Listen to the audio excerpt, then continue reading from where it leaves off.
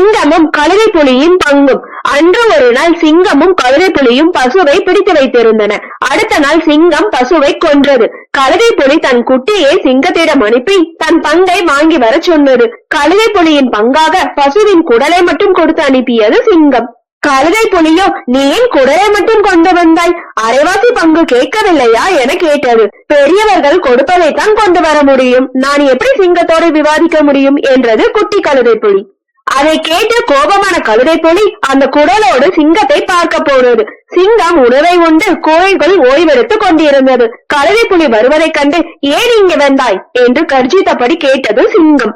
பசுவை பாதி கேட்க வந்த கழுதை புலி பயந்து தன் எண்ணத்தை மாற்றிக்கொண்டு, ராஜசிங்கமே, நீங்கள் குடல் அனுப்பியதற்கு மிக்க நன்றி, ஆனால் அதை உங்களிடமே சேர்க்க முடிவு செய்து விட்டோம் என கூறியது.